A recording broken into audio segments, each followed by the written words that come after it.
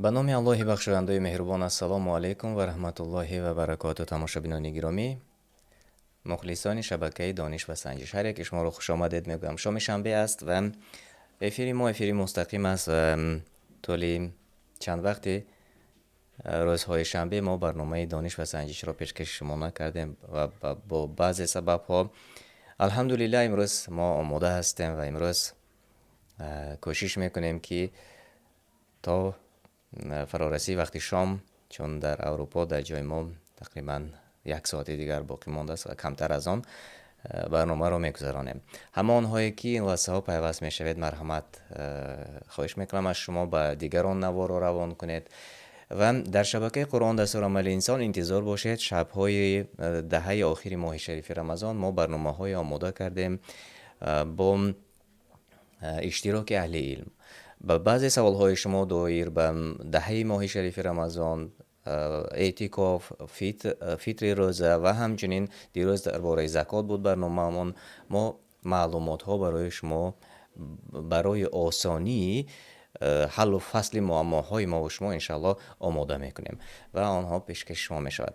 Ва аз шумо хоҳиш мекунам ин лаҳзаҳо наворо ба дигарон фиристед, то ки онҳое ки ин лаҳза дар барномаи дониш ва санҷиш мехоҳанд иштирок кунанд, иштирок дошта бошанд. Ва мо кӯшиш мекунем, чун то вақти бори дигар такрор мекунам, дар баъзе минтақаҳо алахусус дар ҷои мо то вақти ифтор хеле вақти кам боқӣ мондааст. Аз ин хотир барномаро бидуни шарҳ мекунем, кӯтоҳ мегузаронем ва ман ният доштам ки шабҳои Рамазон дар баъзе шабҳо барномаи дониш ва санҷишро пешкаши шумо кунам, аммо воқеан фурсат хеле баракат дар фурсат хеле кам аст. Дурусттар мешавад агар чунин гӯем. аз ин хотир тамошобинони гиромӣ, хоб ман ин лаҳза геймпинро пешкаши шумо кунам, то ки мо шумо тавонем ба барнома дохил шавем. Геймпини бози қисмати аввалро шумо рӯи экран мебинед. 132 88 59 марҳамат дохил шавед. ва бале Али Умар инҷо пурсиданд ки барнома нав сар шуд. Бале худи ҳозир сар шуд ва шумо аз аввалинҳо ҳастед, иштирокчиёне ки аввалин ба мо пайваст шудед. Марҳамат, геймпин 132 88 59 навишта кунед ва дохил ба барнома шавед. Имрӯз саволҳои осонро интихоб кардам. Воқеан мехостем ки дар бораи Рамазон саволҳо омода кунем, аммо воқеан фурсат кам буд. Аз ин хотир мо каме аз таърих гирифтем ва саволҳои бениҳоят оддӣ ва осонро пешниҳоди шумо мекунем. умедвор ҳастам ки садо ҳамаш хуб аст, шумо моро хуб мешунавед ва навор низ иншааллоҳ умедвор ҳастем ки хуб тамошо карда мешавад. ва агар ҳамаш хуб бошад, зери чат навишта кунед. ва ман чати шуморо иншааллоҳ мехонам. Онҳое ки дохил шуда метавонанд ба бози Каҳуд, дар дохили Каҳуд бозӣ мекунед ва онҳое ки дохил шуда наметавонед, метавонед зери чат низ навиштаҳои худатонро, ҷавобҳои дурусти худатонро навишта кунед.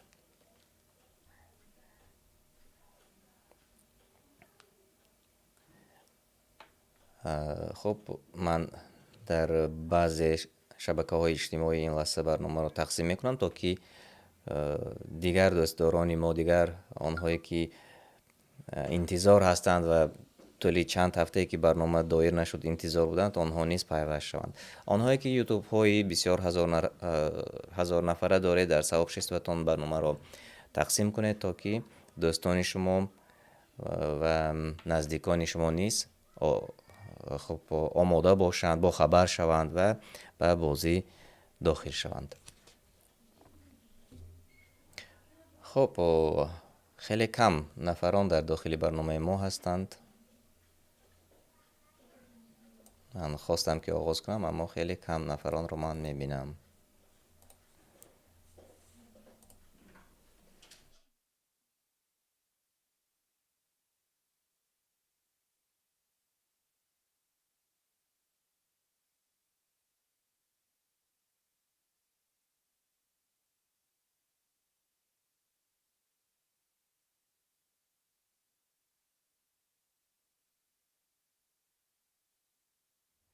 тамошобинони гиромӣ, рӯи экран шумо геймпинро мебинед. Марҳамат, дохил шавед ва ҳадди ақал барои қисмати аввал 10 нафар мешудем, то ки барномаро оғоз кунем.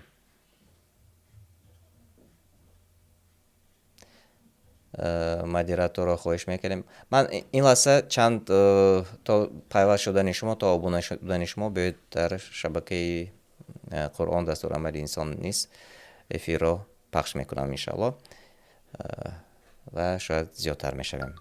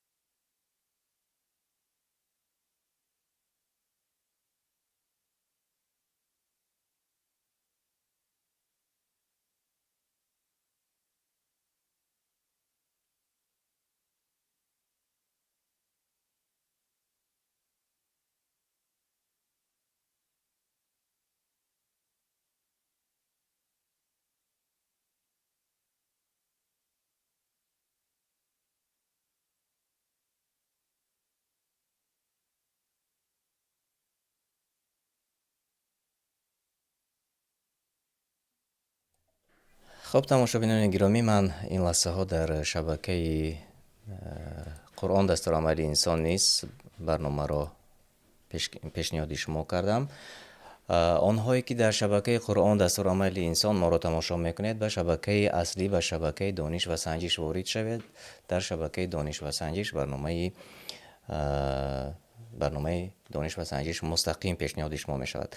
چون نمیدونم در شبکه قرآن دستورالعمل انسان صدا می رود یا نه، عین حال من با خبر نیستم. به هر حال آنهایی که ما را در افیر مستقیم در شبکه قرآن دستورالعمل انسان تماشا میکنید و شبکه دانش و سنجش پیوست شوید تا که آنجا در افیر مستقیم ما را تماشا کرده توانید و در بازی اشتراک کنید. من نگاه میکنم که در شبکه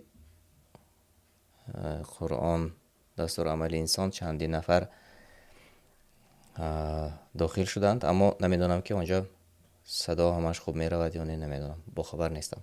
به هر حال بیایید قسمت اول را این لحظه ما و شما آغاز میکنیم و آنهایی که الکی در داخل برنامه هستند آنها در برنامه اشتراک خواهند کرد.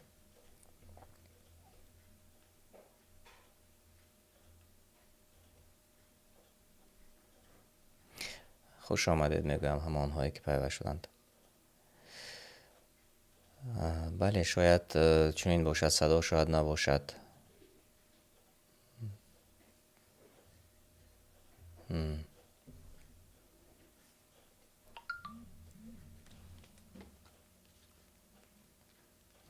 خب ما این لحظه یک بار دیگر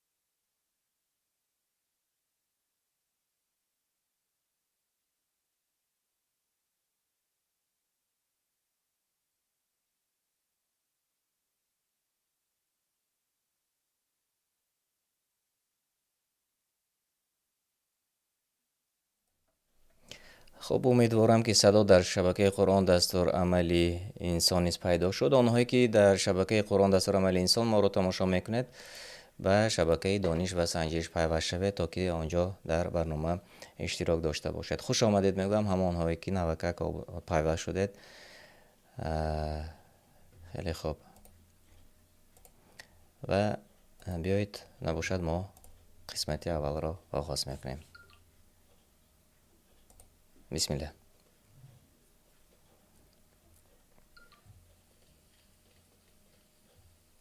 سوال اول: کدام از خلیفه ها دو دختری پیامبر صلی الله علیه و سلم را به زنی گرفته است؟ ابو بکر، عمر، عثمان، علی، الله از آنها راضی باشد. کدام از این خلیفه ها دو دختری پیامبر صلی الله علیه و سلم را به همسری گرفته است؟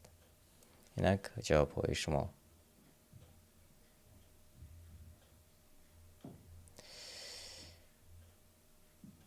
خیلی خوب و جواب های درست از جانب 8 نفر آمده رسید. 8 نفر جواب های درست گفتند. بله، عثمان ابن عفان این جوابی درست بود. و خب اینجا کمی اکرانی ما نیست.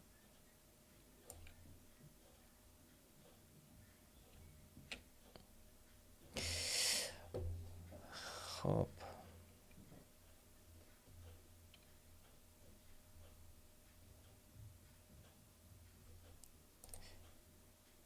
دوام میدیم تماشابینان گرامی و میبینیم که ها به پیش برآمدن. بیایید ببینیم.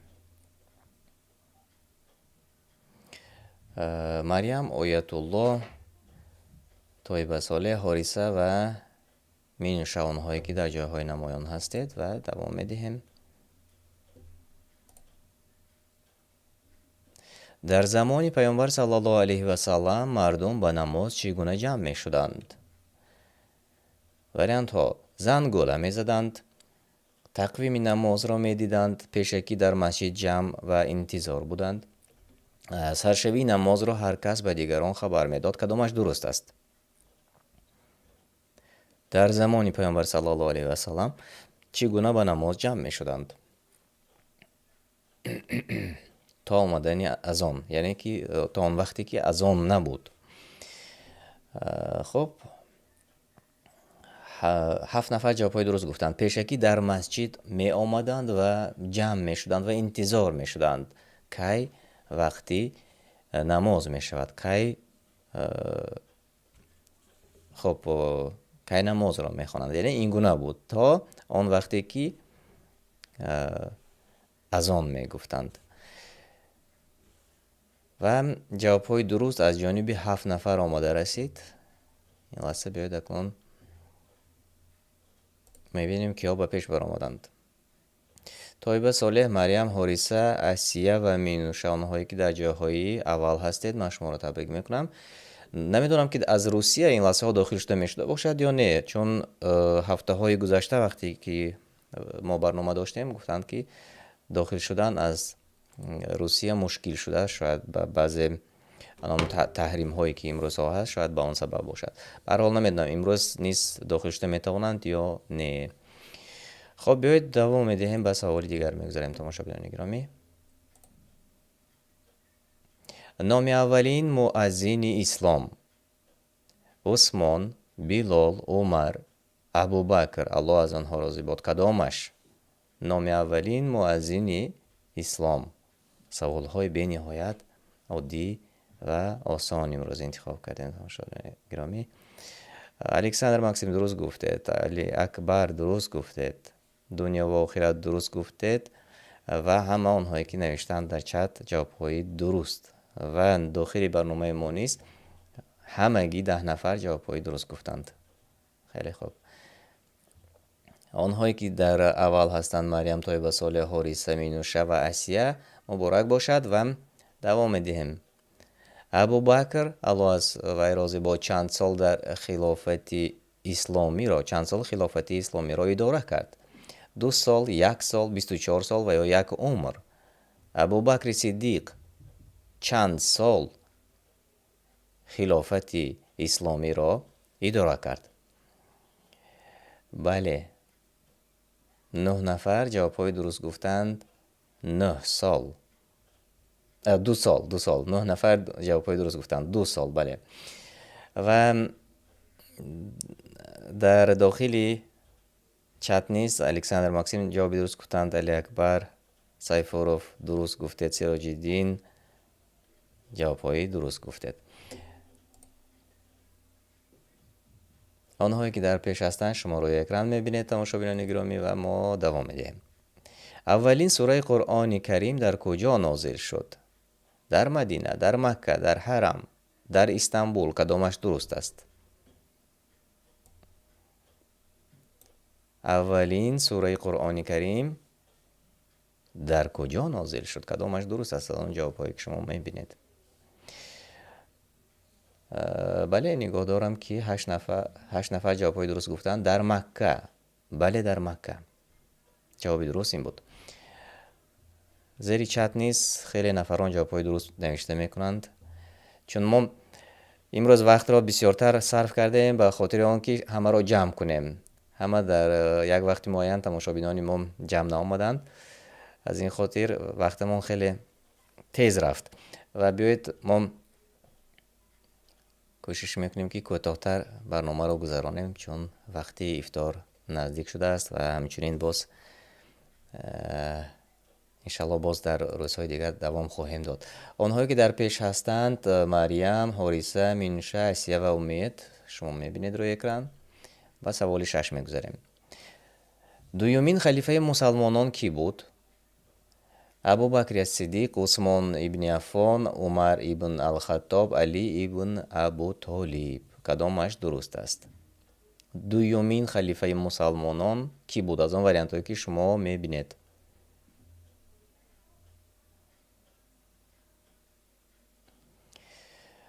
و بله عمر ابن الخطاب و 9 نفر جوابهای درست گفتند به جز 1 نفر. دومین خلیفه مسلمانان بعد از ابوبکر صدیق عمر فاروق بود.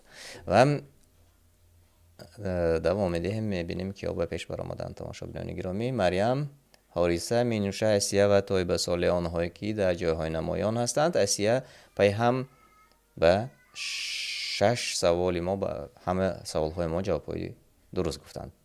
خیلی خوب.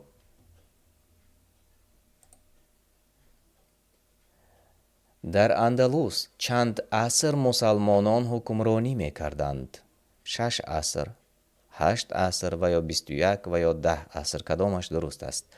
در اندلس مسلمانان چند عصر حکمرانی میکردند کرده بودند. خب جوابهای درست رو من نمیبینم.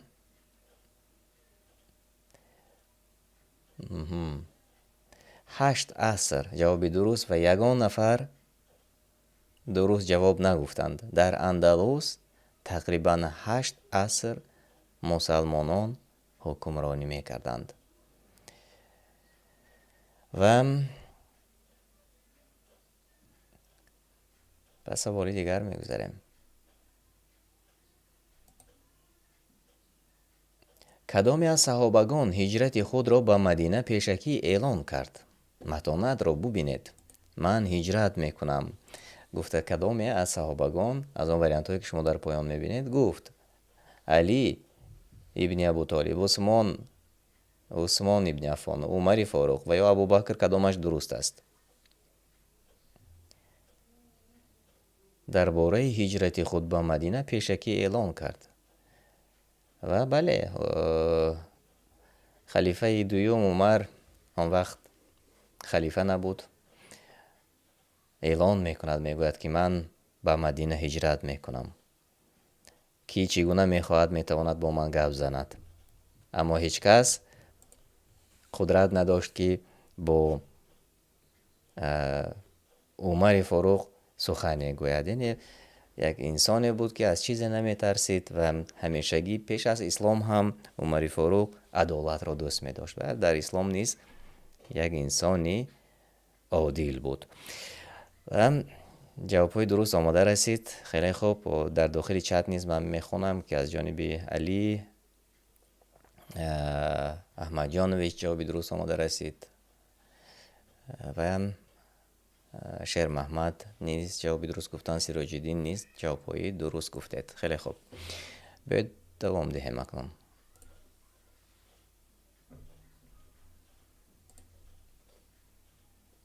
نام اولین زنی که در اسلام به شهادت میرسد. از آن وریانت هایی که شما میبینید: عایشه، سمیه، خدیجه، صفیه.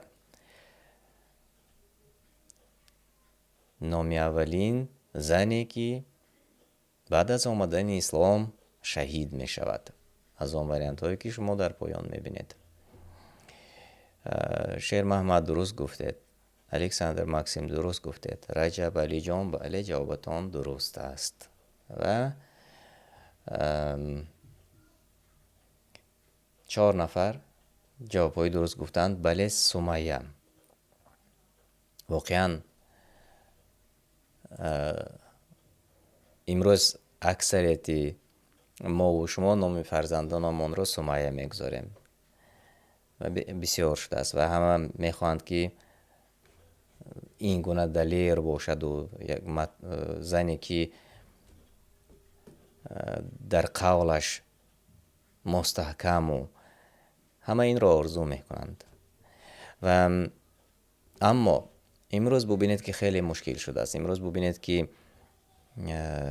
بعضی زنها شاید که یک کمی اگر برایشان فشار آمده رسد، آن چیزی که در دلشان بود، آن ایمانی که در دلشان بود، شاید که همه نه، البته بعضی از آنهایی که ایمانشان پایان است، از قول خودشان یا اینکه از دین خودشان پست می آیند یا الله نگه دارد بسیاری حتی در اروپا ما بسیار وام میخوریم، حتی از رو میگردانند، یعنی دینشان رو دیگر میکنند. الله پناه نگه دارد از، اما هست، یعنی فکت، این گونه فکت ها هست. مشاهدین گرامی، بیایید اکنون میبینیم که او پیش گذاشتند. مریم، اسیه، حاریسه، مینوشه و قاسم عادلیان، آنهایی که در جایهای اول هستید. و سوالی دهم: دو صفتی به هم مانند فرعون و ابلیس، از آن وریانت هایی که شما میبینید: حکمرانی، قوت و متانت، قهر و غضب، کبر و مغروری. دو صفتی به هم مانندی فرعون و ابلیس، از آن وریانت هایی که شما میبینید.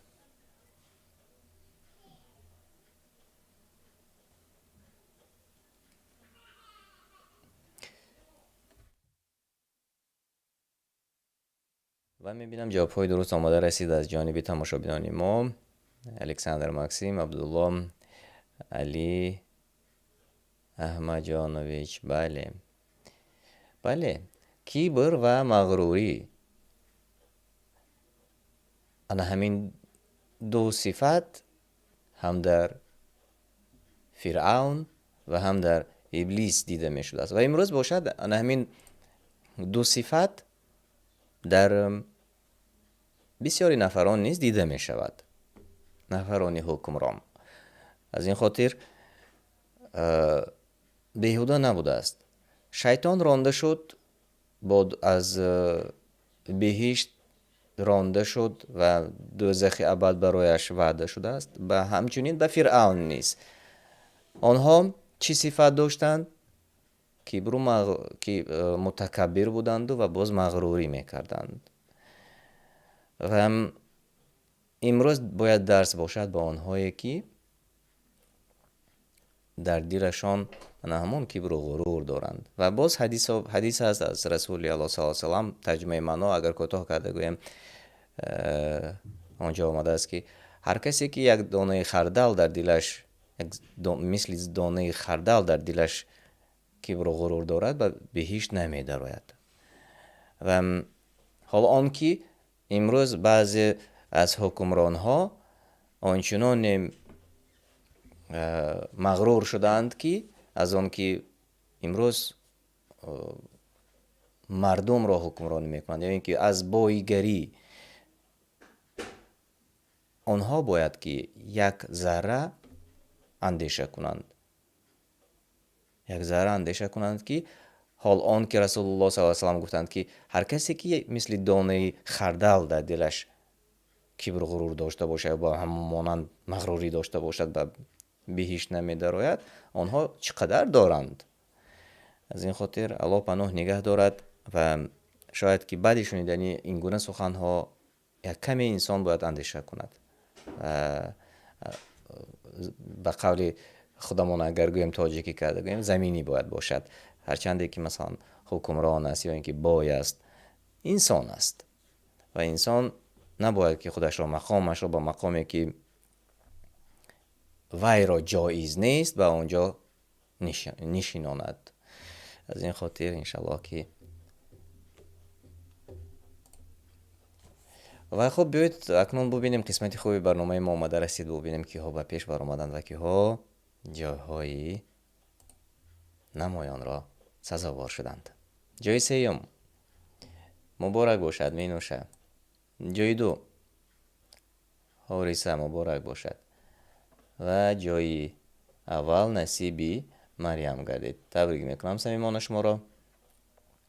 همچنین اسیه و امید نیست، ماشاءالله جایهای نمایان را اشغال کردید. شما را نیز صمیمانه تبریک میکنم.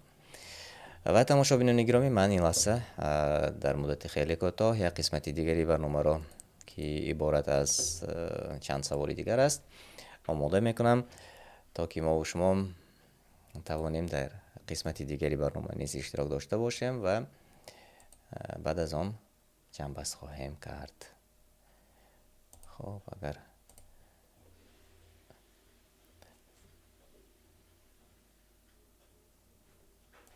خب من آماده هستم و گیم پینی قسمتی دیگری برنامه نیست، این لحظه ها آماده است و من پیشنهاد شما میگردانم. خودی حاضر مرحمت داخل شوید. 339 844 است گیم پین قسمتی دیگری برنامه ما. داخل شوید.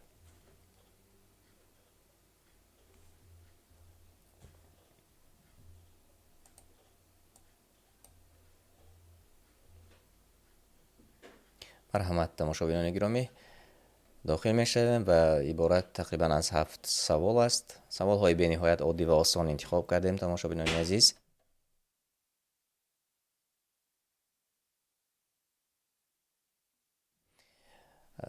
از فرصت استفاده میبریم و اعلان میکنیم که هر شب بعد از ساعت 12 نیمه شب مسکو، تقریبا ساعت های 1 نیمه شب مسکو، ما برنامه های مستقیم داریم در شبکه قرآن دستور عمل انسان. و بعضی سوال های شما وابسته به همین دهه آخری رمضان جواب ها خواهیم گفت. و امروز ها در مهمانی برنامه ما ختم کرده دانشگاه مدینه منوره فاکولته حدیث شریف سهراب عادلیان قرار دارند و با بعضی از سوال های شما انشالله جواب خواهند گفت. از این خاطر ما را همراهی کنید، به شبکه قرآن دستور عمل انسان پیوست شوید، ابونه شوید، به دیگران فرستید و انتظار باشید، چون غیر از برنامه رمضانی که شما این لحظه ها تماشا میکنید و شب و روز 24 ساعت از آغاز ماه شریف رمضان برنامه ها پیشنهاد شما است، ما تصمیم گرفتیم که به بعضی سوال های همه روزه ما و شما پاسخ را از اهلی علم جستجو کنیم. و میبینم که 10 نفر داخلی برنامه شدند و ما قسمتی دیگران نیست خود این لحظه انشالله آغاز خواهیم کرد. و اما تماشابین زیادتر هستند، تقریبا زیاد از 20 نفر تماشا میکنند، 28 نفر. اما در خودی داخلی کهود کمتر.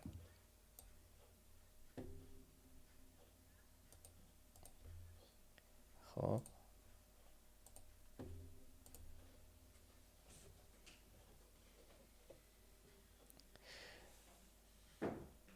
آنهایی که میپرسند چگونه داخل شویم، کهود نقطه ایت نوشته میکنید و در جایی که نیک نیم نوشته شده است با خودتان تخلص انتخاب میکنید و در جایی که گیم پین است، همون گیم پینی که روی اکران میبینید. خب مدیراتور نوشته کردن تماشابینان گرامی. و بیایید من قسمت دیگر را آغاز میکنم. دیگران نیز میتوانید در دوام برنامه داخل شوید، چون وقتمون خیلی کم از فرصتی ما.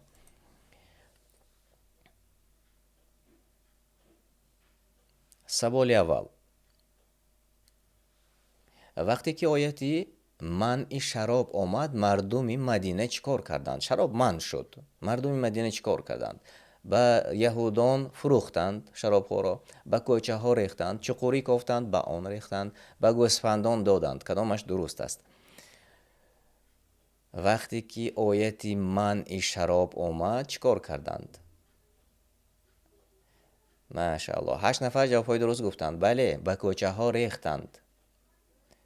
الحمدلله کسی نگفت که فروختند به یهودیان. اگر می فروختند مانند یهودی می شدند، چون یهودی ها در بعضی حالت مثال های زیاد داریم، مثلا شوخی میکنیم، گاه شوخی میکنیم، در تجارت موفق هستند. از این خاطر شاید که اون نفری که مثلا میفروخت شاید مانند میشد. خب شوخی میکنیم کم کم تماشابینان گرامی، تا که اینقدر جدی بعد نگذرد برنامه ما. و واقعا 8 نفر جوابهای درست گفتند. به کوچه ها ریختند، شرابی که در دست داشتند آن شراب رو ریختند. امروز وقتی که به آنهایی که عرق خور هستند درست‌تر کرده گویم، عرق همون شراب است. شراب چون در وقتی پیشتر شاید که مثل عرق امروزه نبود، وودکایی که میگویند این خیل نبود، اما همون شراب بود که مدهوش میکرد، سر انسان را ویران میکرد و تا حاضر همین گونه میکند. اما با انسان هایی که به نام مسلمان هستند خودشان را مسلمان میگیرند، خودشان را مؤمن میگیرند. گاهی میشود که در ماه رمضان حتی روزه هم میدارند، غیر رمضان هم شراب میفروشند، هم عرق میفروشند و هم غیر از فروختن می نوشند دیگران را. خب باز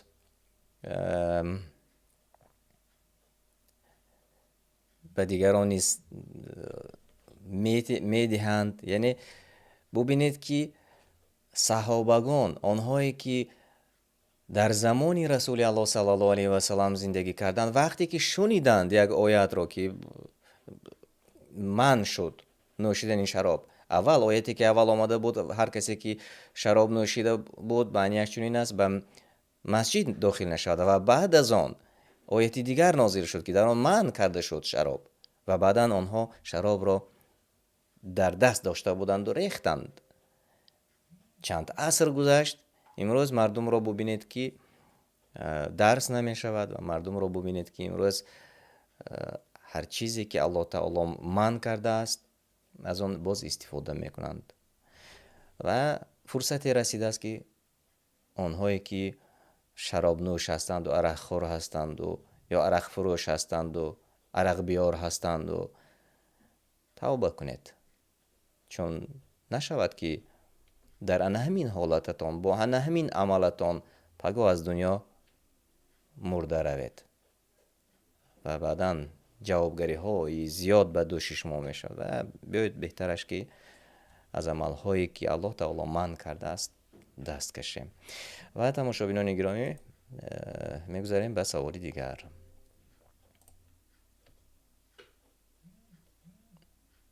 جای اول سوده مریم قاسی مادلیان می نوشه آیت الله آنهایی که در جایهای نمایان هستید.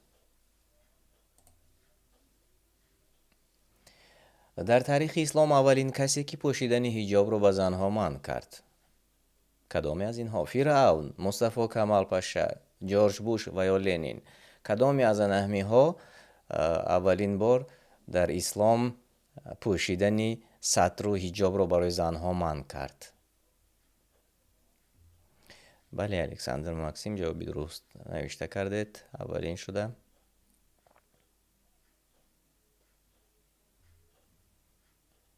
و باز 30 ثانیه وقت داشتیم،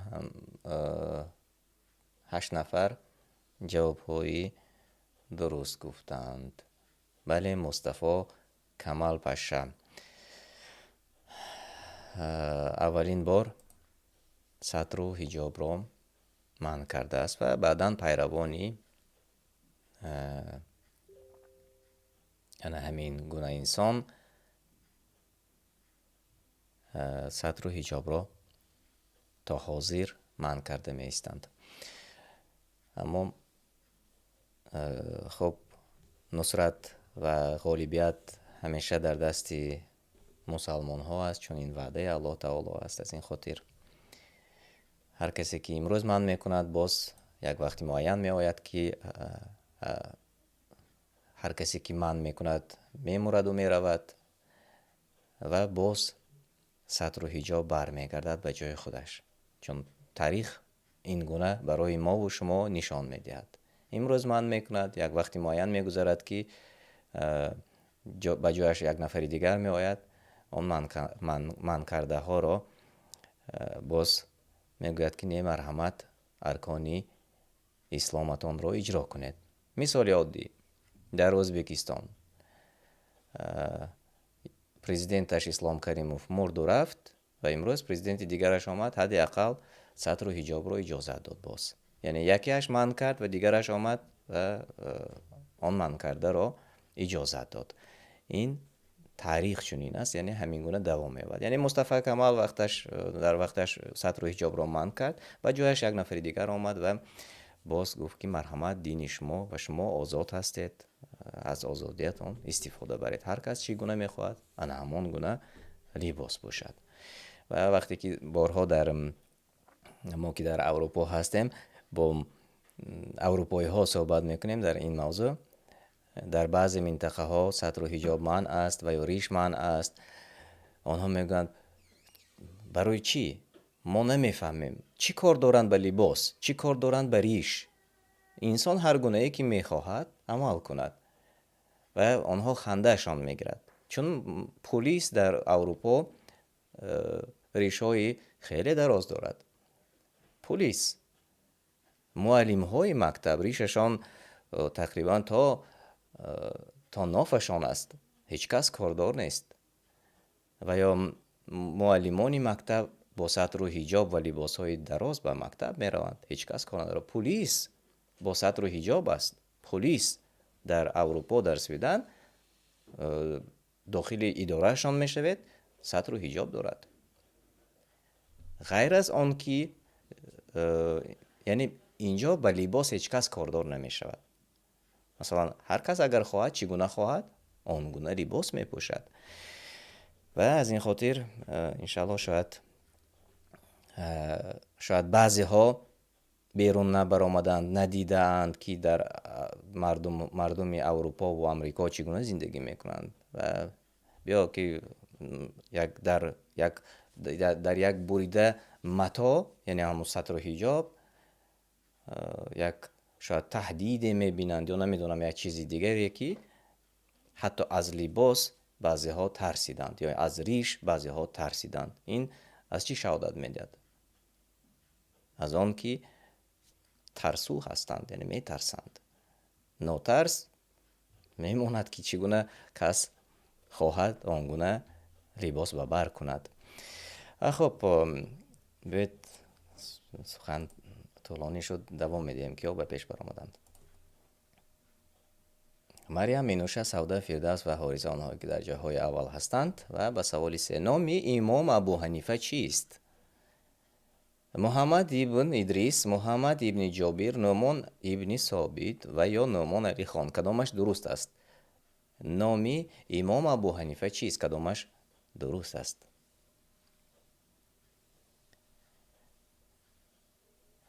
خب امام ابو حنیفه، امام اعظم، نام امام اعظم چیست؟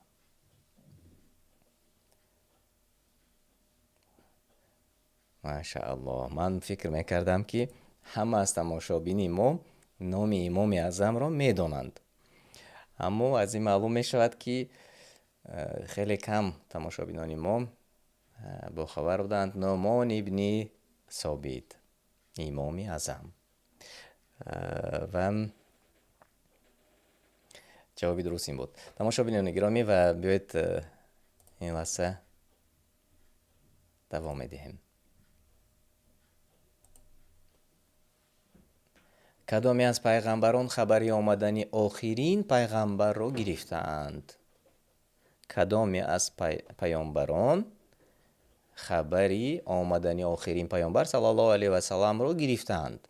موسی و عیسی، ابراهیم، موسی و عیسی همه پیغمبران، تنها پیغمبرانی که در قرآن نامشان ذکر شده است. جوابی درست کدام است؟ یعنی از آمدن پیامبر صلی الله علیه و سلم خبر داشتند، اطلاعات داشتند. هیچ کس جوابی درست نه، بله جوابی درست آمد برای ما. بله، همه پیغمبران خبر داشتند که آخرین پیغمبر محمد صلی الله علیه و سلم در زمان آخر خواهد آمد و همه از این خبر داشتند و 4 نفر جوابهای درست گفتید. بله، خیلی خوب. و در داخل چت نیز من میبینم جوابهای درست آماده میرسد. ماشاءالله، خیلی خوب. آیت الله ابو حمیرا، فردوس، امید و مریم، آنهایی که در جاهای نمایان هستید. و به سوال 5 گذشتیم. شهر مدینه را تا اسلام چی میگفتند؟ یثرب، طائف، کوفه، بصره. کدامش درست است؟ شهر مدینه را تا اسلام چی میگفتند؟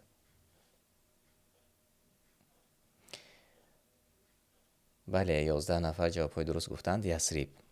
به سوال دیگر میگذاریم. خیلی خوب تماشابینان گرامی.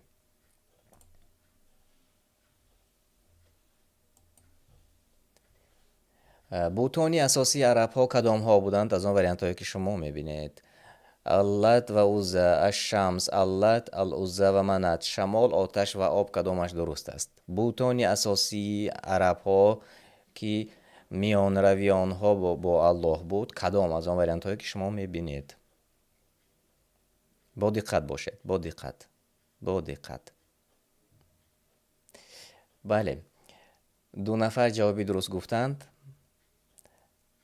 لات، عزه و منت. اللات، العزه و منت. جوابی درست انا همین بود. خیلی خوب. و آیت الله ابو حمیرا فردوس مریم و می نشانهایی که در جایهای نمایان هستید. به سوال آخر گذاریم. محافظت قرآن در دوش کیست؟ خب اینجا من شاید خطا کردم. یک جوابی درست است تماشابینان گرامی، اما دو مراتب خالی زیاد میگیرد.